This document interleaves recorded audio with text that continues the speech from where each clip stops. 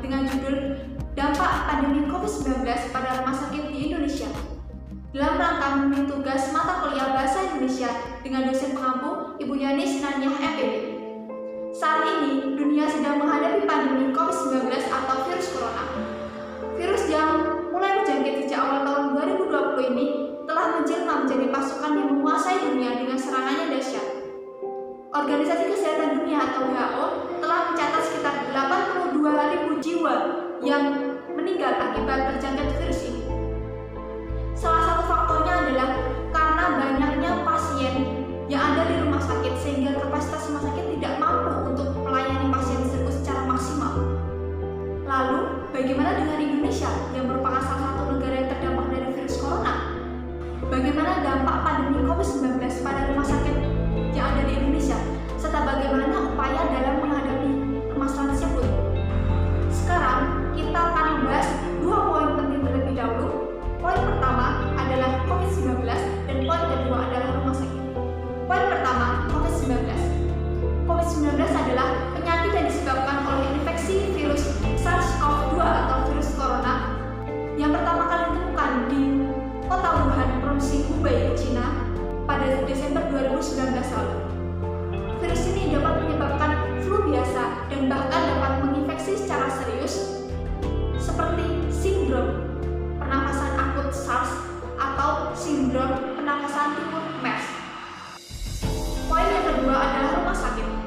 Menurut Keputusan Menteri Kesehatan Republik Indonesia nomor 340/Per/3/2010 menyatakan bahwa rumah sakit adalah institusi pelayanan kesehatan yang menyelenggarakan pelayanan kesehatan perorangan secara paripurna yang menyediakan pelayanan rawat inap, rawat jalan, dan gawat darurat. Setelah kita mengetahui atau memahami tentang dua poin yang telah saya sebutkan tadi, sekarang kita menuju ke inti permasalahannya, yaitu dampak dari pandemi COVID-19 pada rumah sakit di Indonesia dan bagaimana upaya penanganan dari dampak tersebut. Dampak yang pertama adalah berkurangnya kapasitas tempat tidur dan ruang isolasi rumah sakit. Kita tahu bahwa tempat tidur rumah sakit adalah tempat tidur yang dirancang khusus untuk pasien atau orang lain yang membutuhkan perawatan kesehatan. Ada sekitar 2.899 rumah sakit yang ada di Indonesia dengan total 276.525 tempat tidur. Sehingga ada 172 rumah sakit yang menjadi rujukan pasien COVID-19 dengan total tempat tidur diperkirakan mencapai 43.229 tempat tidur. Untuk saat ini mungkin cukup untuk menampung pasien COVID-19. Namun faktanya tempat tidur tersebut tidak hanya digunakan untuk pasien positif COVID-19, tetapi juga digunakan untuk pasien dengan penyakit lain. Selanjutnya adalah ruang isolasi. Ruang isolasi adalah ruangan yang dirancang khusus yang terpisah dengan pasien lain untuk mencegah penyebaran penyakit ataupun infeksi. Ruang isolasi di Indonesia ini pun juga terbatas. Ada sekitar 1.350 ruang isolasi di 132 rumah sakit rujukan pasien COVID-19 dan di seluruh Indonesia hanya ada 3.790 ruang isolasi di rumah sakit. Dampak yang kedua adalah gugurnya tenaga medis yang ada di Indonesia. Tenaga medis merupakan pekerjaan yang mulia. Mereka bekerja keras dari membawa pasien positif sampai ke rumah sakit dan diisolasi, kemudian merawat dan memastikan sampai pasien tersebut sembuh. Sepanjang kasus virus corona yang ada di Indonesia, ada sekitar 32 lebih tenaga medis yang terdiri dari dokter dan juga perawat yang meninggal akibat virus corona ini. Salah satu faktor gugurnya tenaga medis ini karena usia yang memang sudah lanjut dan kurangnya alat perlindungan diri untuk tenaga medis yang ada di Indonesia. Dampak yang ketiga menyangkut tentang dampak kedua yang kita bahas tadi, yaitu kurangnya atau terbatasnya alat perlindungan diri. Alat perlindungan diri adalah alat atau perlengkapan yang digunakan oleh pekerja untuk menjaga keselamatan mereka. Dan sekarang APD berupa masker, hand sanitizer, dan juga sarung tangan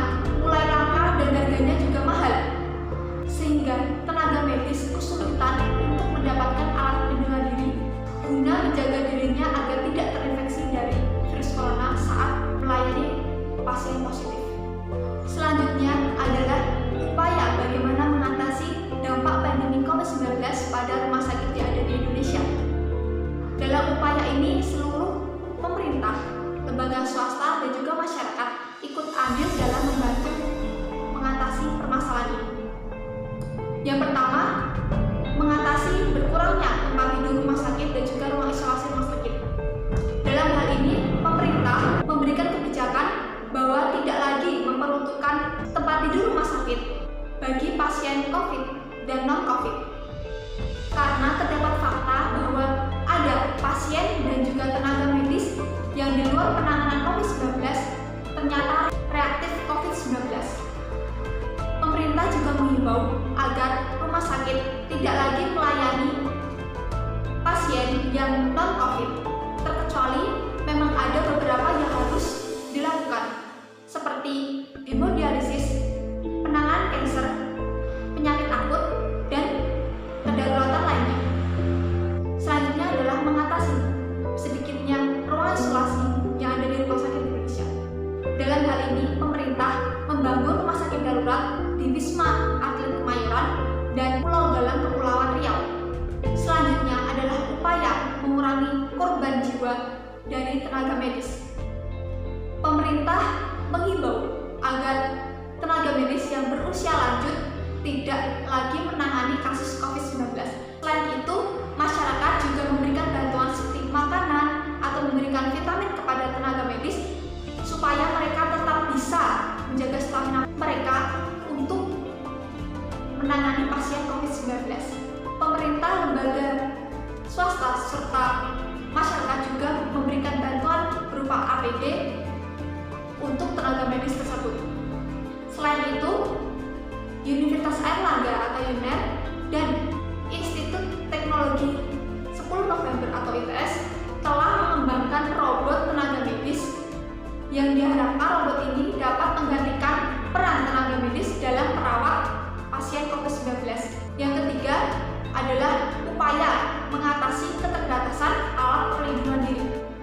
Dalam hal ini, pemerintah telah mengimpor 1 juta alat pelindungan diri dan 50.000 alat pemeriksa COVID-19 dari Korea Selatan.